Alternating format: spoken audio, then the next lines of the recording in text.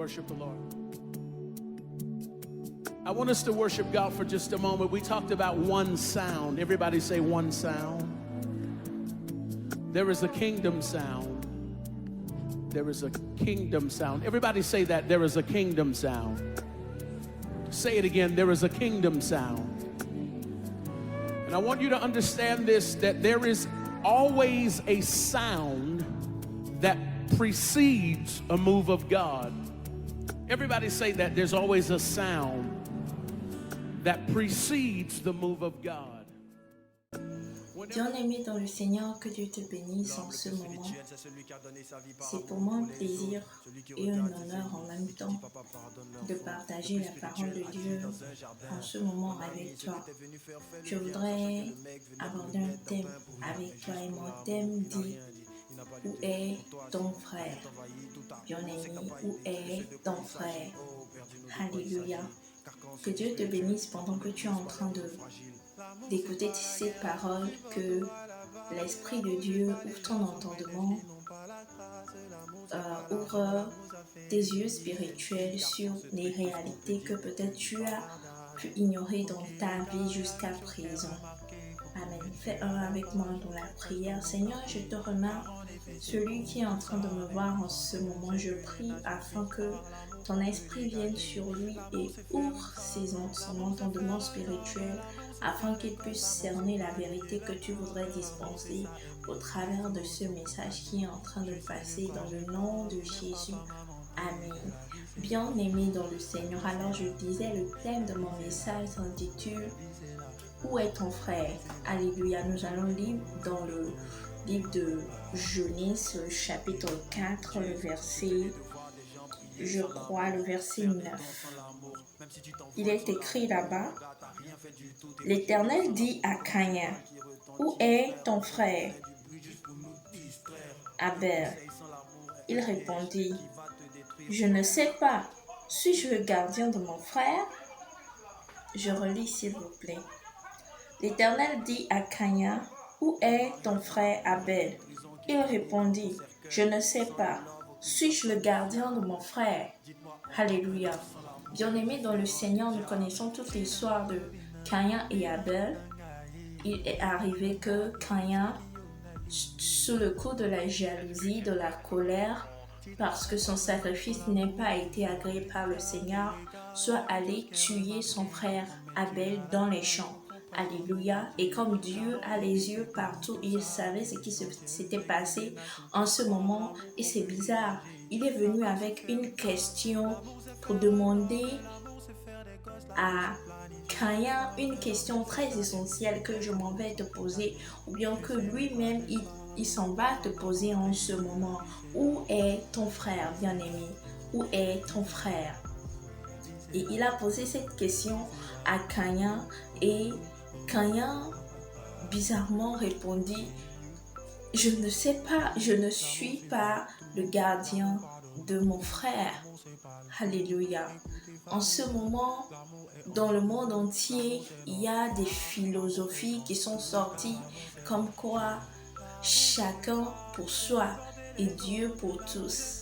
Alléluia. Est-ce que cette philosophie est vraiment biblique? Alléluia. N'oublions pas, je parle à nous les chrétiens. Je parle à ceux qui ont l'Esprit de Dieu en eux. Je parle à ceux-là qui ont reçu le Seigneur Jésus-Christ comme leur Seigneur et Sauveur. Est-ce que le Seigneur adopte cette philosophie de chacun pour soi et Dieu pour tous? Bien-aimé dans le Seigneur, ma réponse ne va pas peut-être surprendre d'autres personnes, mais ça va peut-être surprendre les gens. C'est que non, Dieu n'adopte pas cette philosophie. Dieu dit, lui, chaque frère dans son royaume peut prendre soin de son prochain. Ça veut dire tous pour tous. Et lui, Dieu, il est pour nous tous. tous pour tous et Dieu pour tous. Alléluia. Alors c'est la philosophie de Dieu que je t'apporte en ce moment pour que lorsque Dieu te posera la question où est ton frère, où est ton ami, où est ton collègue, où est ton parent, que tu ne puisses pas ne pas lui répondre et que tu ne puisses pas donner la réponse de Caïn qui dit non mais je ne sais pas. Est-ce que je suis le gardien de mon frère? Alléluia. C'est à croire que Dieu est en train de susciter dans Caïn une responsabilité dont Caïn lui-même n'avait pas la connaissance. Il ne savait pas que Dieu pouvait lui demander où était son frère. Il ne savait pas que Dieu pouvait lui demander un compte à propos de son frère. Oui, bien-aimé, tu es venu au monde seul et c'est vrai. Vers le jour du jugement, oui, tu seras seul, mais tu as la responsabilité en tant que personne faisant partie du corps de Christ, tu as la responsabilité de veiller sur ton frère. Nous avons toute la responsabilité de veiller les uns sur les autres, de ne pas laisser les autres trébucher, de ne pas laisser les autres tomber, de ne pas laisser les autres de ne pas laisser le malheur arriver aux autres, de ne pas laver nos mains comme on le dit dans l'affaire des autres. Nous avons la responsabilité. Caïn ne savait pas qu'il avait cette responsabilité. S'il savait qu'il avait cette responsabilité, je ne crois pas qu'il serait allé tuer son frère. Non, Caïn ne savait pas cela. Mais je te demande en ce moment, mon frère, ma soeur, est-ce que tu sais que tu as la responsabilité du frère et de la soeur qui est à côté de toi? Est-ce que tu sais que tu as la responsabilité devant Dieu? Est-ce que tu sais que Dieu peut te demander des comptes sur cette personne que tu vois tous les jours, mais que tu n'as pas pu soutenir dans la prière, mais que tu n'as pas pu soutenir, que tu n'as pas pu relever lorsqu'elle était dans des moments terribles? Cette personne que tu côtoies tous les jours qui est sur le chemin de la perdition, cet ami-là que tu rencontres tout le jour, mais que tu n'as pas pu évangéliser, que tu n'as pas pu partager avec cette personne la parole de vie, que toi tu jouis tant. Alléluia.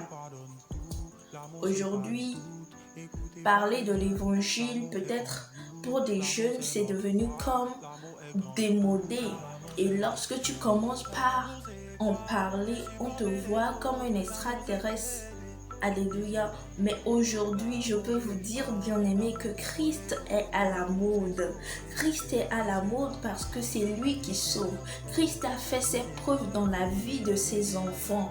Et si quelqu'un cherche quelque chose qui soit à la mode aujourd'hui, proposez-lui Christ. Toi, dans ton boulot, dans ton travail, là où tu exerces, si quelqu'un est très à la mode, quelqu'un est très dans la gamme, il y a une chose qui manque à sa vie peut-être, c'est que Christ n'a pas encore mis son sel en lui. Il faut que tu lui proposes Christ, il faut que tu lui démontres Christ, il faut que tu lui donnes le Christ que tu as. Sinon Dieu viendra te demander, alors où est ta sœur? Lorsque tu iras au ciel et que elle autre ne sera pas là-bas, elle viendra te demander, où est ta sœur? Où est ton frère? Et tu diras, mais je ne savais pas que j'étais le gardien de mon frère. Je ne savais pas que j'étais le gardien de ma soeur. Je ne savais pas que le Seigneur pouvait me demander des comptes. Alléluia. Et le mot gardien, ou bien le verbe garder en hébreu qui signifie Shama, nous disons souvent Jéhovah Shama, c'est le Dieu qui nous garde, qui nous protège. Alors, Shama veut dire quoi? Je voudrais expliquer lorsqu'on dit garder, qu'est-ce que cela veut dire? Est-ce que c'est qu'il faut suivre la personne ou pas? Est-ce que c'est qu'il faut espier la personne? Est-ce que c'est qu'il faut importuner la personne? Est-ce que c'est qu'il faut déranger la personne? Parce que c'est une chose de vouloir de vouloir garder ton frère selon ce que la parole de Dieu te dit, mais c'est une autre chose de savoir comment également le faire. Alors, la signification du verbe garder qui est shamar en hébreu, ça signifie veiller à, observer, retenir, enregistrer en mémoire, tenir, protéger, prêter attention. Alors ce que la Bible te recommande en ce moment, ou bien ce que Dieu voulait dire à Caïn, c'est que Caïn, tu aurais pu observer ton frère, tu aurais pu te retenir de lui faire du mal, ou bien tu aurais pu retenir cette colère qui t'a prise à son égard. Enregistrant en mémoire, tu ne peux pas oublier ton frère. Ce qu'il mange ne te concerne pas. Ce par quoi il est en train de passer, ce n'est pas ton problème. Parce qu'il ne porte pas peut-être ton nom de famille. Alors toi, tu es dans la quiétude, mais lui, il n'a pas la quiétude, il n'a pas la paix. Et cela ne te trouble pas. Non, le mot garder, shama en hébreu, cela veut dire enregistrer en mémoire. Enregistrer en mémoire. Alors oui, nos frères et nos sœurs doivent être enregistrés ici dans notre mémoire. Cela veut dire également protéger. Protéger, oui, protéger. Si tu as la capacité de protéger ton frère d'un mal à venir, alors il faut le faire. Prêter attention à ton frère, non, ne pas le négliger, ne pas le laisser à lui-même lorsqu'il a besoin de toi, même lorsque cette personne-ci a un cœur dur. Non, il faut que tu ailles quand même vers lui, il faut que tu proposes quand même ton aide. Et la plus grande aide que tu peux offrir à ton frère bien-aimé, c'est de prier pour ton frère. Au-delà des choses matérielles qui peuvent également contribuer à la quiétude, à la paix, à l'épanouissement de quelqu'un, c'est surtout prier pour la personne, car Dieu est capable de faire toutes choses. Alléluia. En ce moment, la parole de Dieu t'est adressée, mon frère. La parole de Dieu t'est adressée, ma soeur. Dans ton lieu de travail, tu ne regardes pas ce frère. Tu causes avec lui de tout, sauf de la parole de Dieu. Tu causes avec lui de tout, sauf de ce qui peut sauver, sauf de ce qui peut le garder de la mort éternelle. Même s'il est récalcitrant, mon frère, si tu l'aimes, si tu es son frère en réalité, selon que Christ le dit, nous sommes les membres, le corps de Christ. Le corps de Christ. Et lorsque un frère est dans le besoin, lorsqu'un frère s'en va sur la mauvaise route, nous devons le ramener.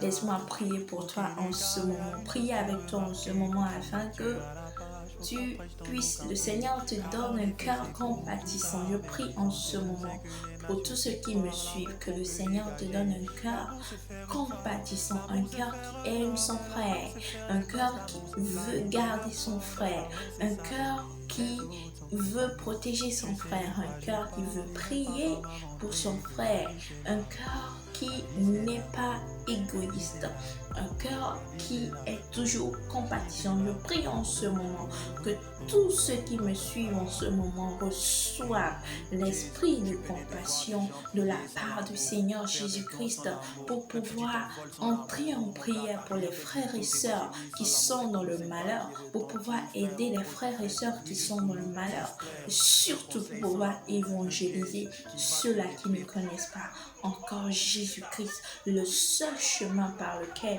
nous irons au Père. Que Dieu te bénisse et à la prochaine. Que si cette exhortation t'a béni, alors partage-la avec un frère, partage-la avec une sœur. Sûrement elle sera bénie. Abonne-toi à notre chaîne YouTube pour recevoir plus d'exhortations, plus de prédications. Nous faisons également des enseignements pour la gloire du Seigneur. Ensemble, gardons-nous les uns les autres, car les temps sont vraiment mauvais. Que le Seigneur vous garde et vous protège. C'est lui le grand gardien et il nous recommande également de garder nos frères et nos sœurs dans la mesure du possible. Dans le nom de Jésus, soyez bénis. Amen.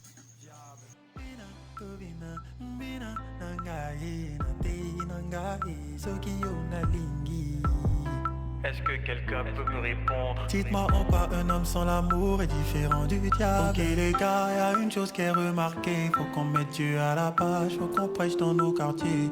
Car en effet c'est beau tout ça, mais l'essentiel c'est que les nations puissent voir l'amour qu'on peut dégager. L'amour c'est faire une femme, l'amour c'est faire un homme. L'amour c'est faire des gosses, l'amour c'est planifier leur bonheur. L'amour c'est ça aimer, les autres sont condamnés. Je sais de quoi je parle et même papa m'a montré que la vie c'est l'amour. La vie c'est l'amour, la vie c'est l'amour, et la vie c'est l'amour, la vie c'est l'amour. Oh, oh, oh, oh, oh, oh. Et you. L'amour supporte tout, l'amour pardonne tout, l'amour c'est pas le doute. Écoutez pharisiens, l'amour est en nous, l'amour c'est notre roi, l'amour est grand tout, car l'amour c'est notre Dieu. L'amour c'est croire, c'est supporter les autres, l'amour c'est aider, la vie c'est l'amour. L'amour juge pas, l'amour couvre les fautes, car l'amour c'est sauver, que la vie c'est l'amour. La vie c'est l'amour, la vie c'est l'amour.